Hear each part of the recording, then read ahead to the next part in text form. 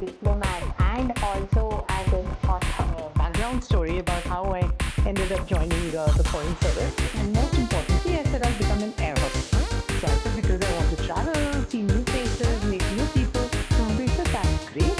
Okay, to go as an ambassador, you need a seniority for that. Yeah, so Devdasi was it's a very strange story actually, because at that time, I was going through a very, very tough time personally. Towards the end of my tenure in the foreign service, when I was, I think, yeah, You were the High Commissioner at I was before that, I was ambassador to Belarus. So at that time, I was thinking of what should I write next. Write it about a modern day descendant of the Devdasis, essentially a prostitute, and you can write a really hot kind of a book about their adventures in bed and out, and the kind of exploitation that goes on and this that and that. That very sleazy urban legend. Though he put a seed, but it was not a very pleasant book that he was getting out of you.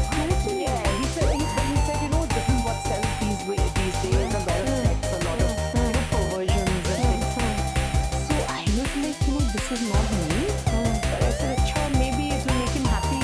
So I started writing, but the moment I sat down in front of the laptop, I said, no, this is not something I'm either comfortable writing or I want to write.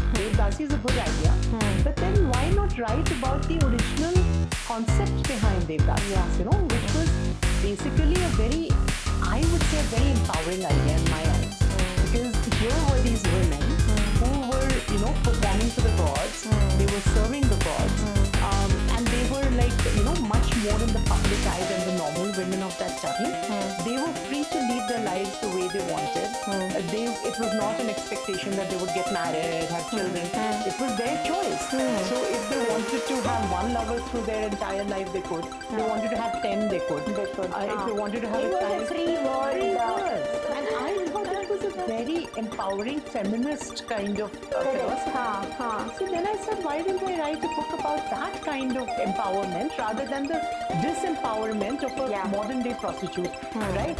So that's how it started. So then when I started thinking, okay, should I place what time of, what era should I place? I went to 6th century BC, and I discovered this very interesting dynasty called the Folklore dynasty, which had, I think, about 5 kings, one after the other, and they ruled central India, which is now Madhya Pradesh. At that time, it was called Avanti, and they ruled it for a good 200 years. So then, suddenly, I came across the second king of the dynasty, supposed to be very powerful. His father was far more famous because he was the one who set up the whole thing.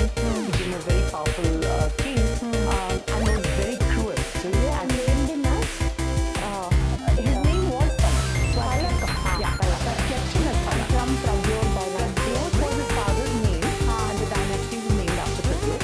And because Pradyot was a very cruel ruler, so he was also often called Chand Pradyot, just like Ashok, Chand Ashok, you can remember. So, but he was the son, and he expanded his father's kingdom, and he but there's nothing really available about what kind of a person he was. So I said, this is vague enough. I can place this whole thing in that. So I picked him as my protagonist, and I turned him into a misogynist, who dislikes women because of various experiences in his childhood. So he's written this whole book of laws about how women should behave, how they should dress, what they can do, what they can't do, what they should say. All that thing. Very, very structured life for women, and restricted to their roles as wives and mothers, nothing else. But what he doesn't understand is he thinks he's doing a great job, because he thinks if women are allowed let loose, then they'll he thinks of them as completely immoral, and they're just out to seduce men and make everyone's life miserable.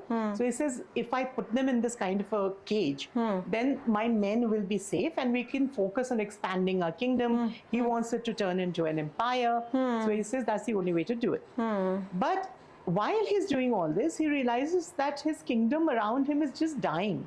His crops are, failing. His, his cattle are dying, becoming non-productive and everything. And he's very mystified. Why? So various things happen. But at one stage, he is told that this is a curse on you because of the way you've been treating one half of your population.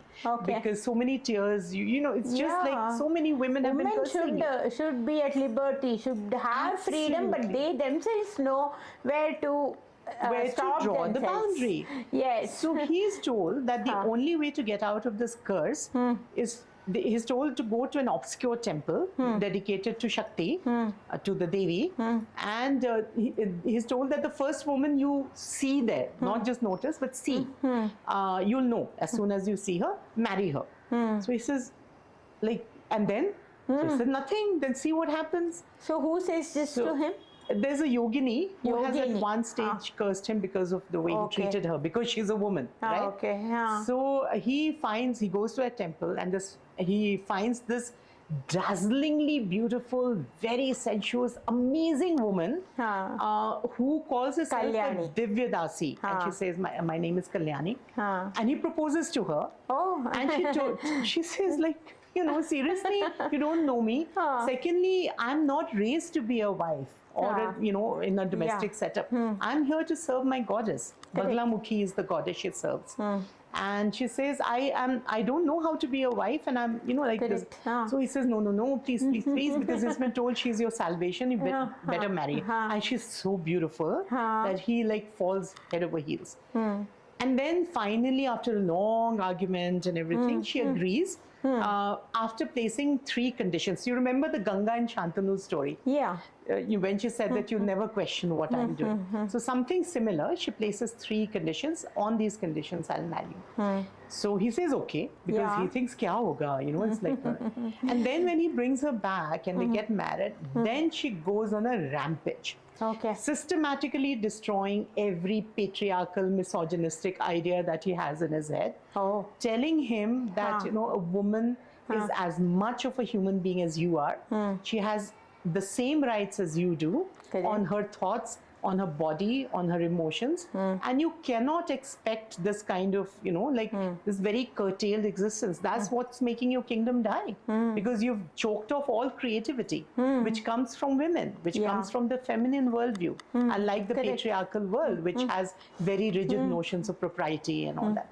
So that's the story. So it's a very feminist tale, told from a very strong woman's point of view. So at the end, she's the one who persuades him. She says, I'm a Devdasi, but you need to have a set of women who can be the ideals for women in your kingdom. Because, maybe not all women will be able to be as liberated as that, but to whatever extent they can. So she tells him to set up this Devdasi system, which he does. And this system lasts through his rule and his son's rule. But then the usual patriarchy, chauvinism, it all hits, and the successes after that, they slowly destroy the system till, their kingdom also, is impacted. No, it doesn't flourish till they pay attention to this, and they have the Devdasi system, treat these women the way they were meant to be treated. Everything is fine. But after Palak's son's rule, his grandson, great-grandson, they go back to the same patriarchal mindset, and they start forcing these women to, get married or to, what will be the influence of this Kalyani over him? He tries to change him. Does he change? He does. He becomes exactly what she hoped would become. And after that, whatever the curse was there for the city, the curse is lifted.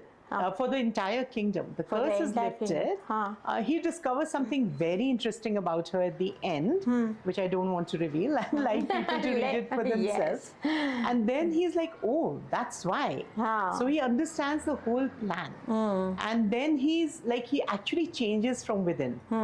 That's how, then he sets up this, apart from all the other changes he makes in the society, in the legal system, he also sets up this Devdasi system.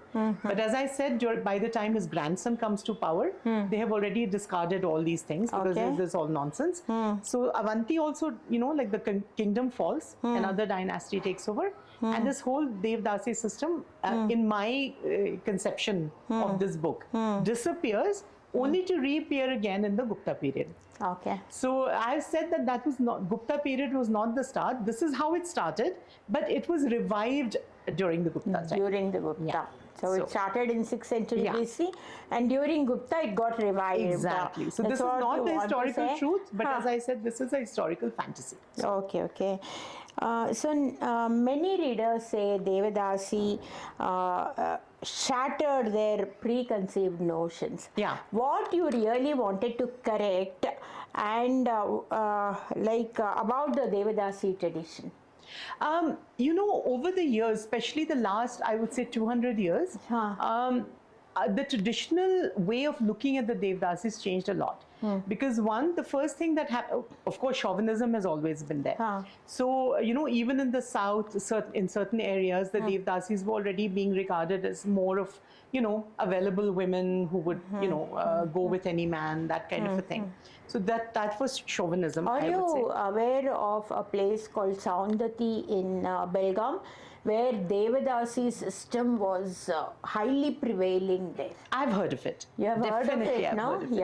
Yeah, everybody in Karnataka, if it is Devdasi, they'll just connect with that Saundati temple. That was a very exploitative system, I've heard. At least that's how it had become. But in the rest of, in many other places like in Orissa and all, and other parts of India where the Devdasi system also existed, for a long time it was a very respectable thing to be. You know, to be a Devdasi, people really respected you. They had a lot of state patronage, so they were never short of money. They had beautiful houses. They could meet anyone, you know, and live life on their terms. So I was asking you, what was the determination for that's you what to I'm correct telling you. Devdasi? So, but like 200 years ago when the British came, and before that the Mughals, they pulled out these Devdasis from the temples and brought them into the court as dancers. And that itself, you know, the sublime part of their existence was destroyed because of that. Suddenly they became court dancers. So that brought down their status. And then when the British came, for them, any woman who was performing in public and in a public place like a temple was nothing better than a prostitute. So they sort of started equating these Devdasis with prostitutes. They made sure that the state patronage that was given to them was stopped by all the kingdoms that the British oversaw. So as a result, suddenly all their wealth dried up. They didn't know where else they were getting. So they were forced to turn literally into prostitutes to just keep body and soul alive. So rather than that very sublime status that they had, they were reduced to this. And that is the impression that most Indians still have. That this is the system which is horrible, and the British did a wonderful thing by banning it, and you know, and then the government, of course, even after the British and a lot of media hyped it up actually. Absolutely, absolutely. So for me, it was very important to first of all, tell our own people, don't believe every nonsense that the British have fed us. This was a very different conception. This was a very different kind of, life decision than what we think it is now. We feel that no girl chooses to be a Devdasi now, right? Because she's the same as a prostitute. But in those days, it was a very high calling. It was a sublime calling. You were the handmaiden of a god or a goddess. So it was the highest you could get as a woman, you know, in many ways. So I wanted to revive that and tell them that, you know, the last 200 years have been an anomaly. It's not the truth. It's not how it started. So please stop listening to everybody. Go back into your own past, see what was happening. So I thought, you know, a book like this will at least encourage them to think, read up a little bit more, go back into history and see what a mature adult civilization we had as compared to the Judeo-Christian lot for whom women were just, you know, a way to bring the next generation into being. But do you think these today's women will go into that kind of it cannot happen because of so many constraints, and we believe in so many marriage as an institution institution, as this thing. Is it not so? It is definitely so, but Sahana, if you know the our younger generations, the millennials and Gen Z and all, many of them are now becoming far more independent in that sense. They do not think that marriage is the be all and end all of existence. Many of them decide that they don't want to be mothers. They don't have that kind of that dedication that a motherhood would require. They want to live life on their own terms. Correct. So I won't say they are Devdasis, but they are also now experimenting with love, with relationships, with sex or whatever. Like very few of them would now, like they cherish virginity, for example, the way we did in our generation, right? So correct. So things have changed. So I would not call them modern Devdasis, but I'm just saying that at least if that system comes back and women, I mean, with her own thinking and with her own will, she tries to bring a change in the society. That's so much advanced, I can say. Isn't it? Absolutely. So you and I may not always approve of their choices. I mean, I have a daughter in that age bracket, so I know many of the things she says, I'm like, really? But that's not what I have grown up with. But you have to respect the fact that they are actually exploring their own selves, their womanhood, their sexuality, their belief systems, what they think, how they react to the world around them, may be very different from us. But they are no longer bound to the role of wife and mother as they used to be earlier. And I think that's, in a way, it's a kind of a revival of the spirit of the Devdasi. That's what I think was the spirit behind the system's inception, that a woman leads life on her own terms. She does, what she likes. Like men have always believed, for example, that their body is what theirs to do with whatever they like. So having an affair, doing this, doing that, having many girlfriends, it's always been acceptable and a sign of masculinity, right?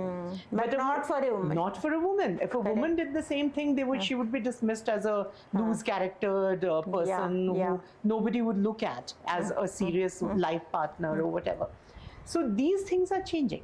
And like a lot of these girls now, or young women, whatever you want to call them, they do experiment, like they'll be in relationships. They're becoming what I can say, instead of following a conservative society, they're more broad-minded now. Absolutely. Isn't it? Absolutely. So things that used to make us very nervous doesn't make them nervous. They're all financially independent, so they know they don't need a man to take care of them.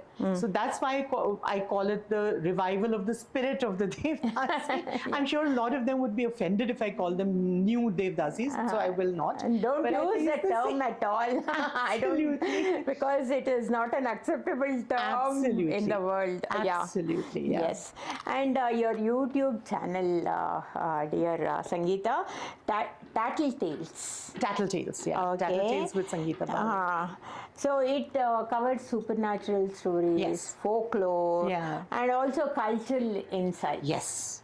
So what made you take storytelling into this digital and conversational style? As I told you, my dad used to love telling stories, and he would tell them so well that you could actually see the story happening in front of you. So I had done a lot of writing, and I thought, why don't I try that as well?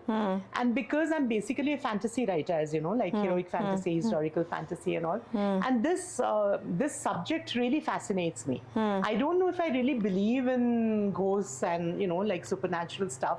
Although a couple of experiences I've had which are inexplicable, basically. So I've never been able to. Maybe there is something out there. But a lot of people do believe in that. And there are manifestations all over the place. In my own family, there have been people who have experienced some very bizarre stuff.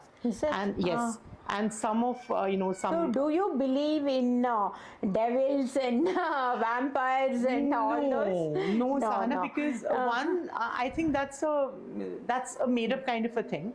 But, and in our Indian culture, traditionally we've never believed in the devil, right? It's always been like, it's ignorance which is your enemy, not the devil.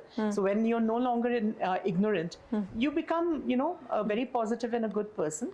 So for us, us, the devil has never really been a thing, unlike in the Christian and Islamic world, where shaitan, devil is, someone very scary.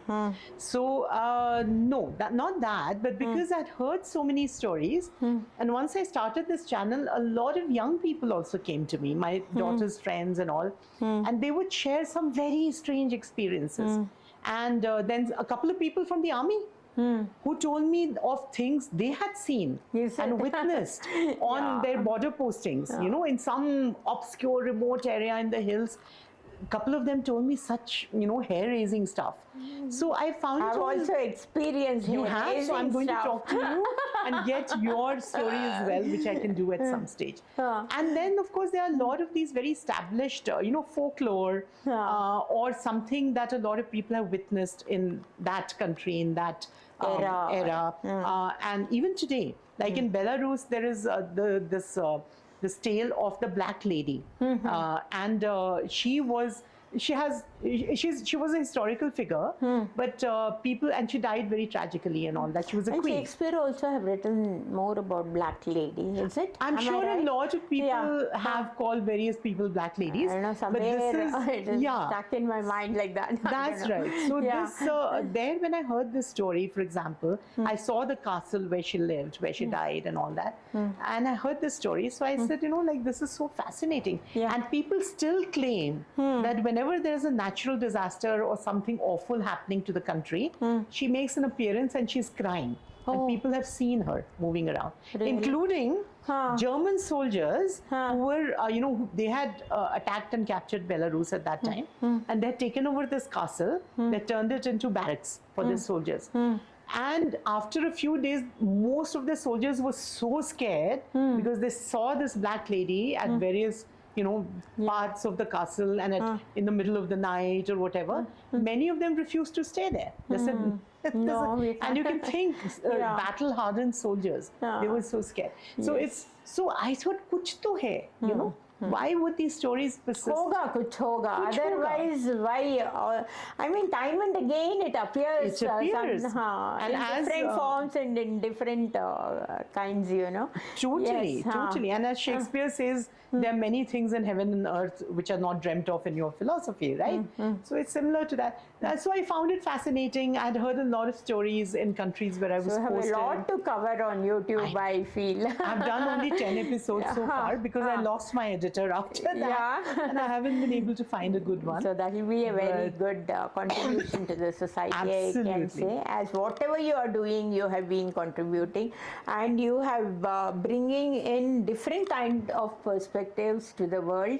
And that's so amazing. Thank you, Sandra. And if you have to, my last question, if you have to give our audience a message, one message about feminine power, whether through myth, diplomacy and personal experience, what would that be? I would say, like all of us, particularly women, have the goddess residing within us.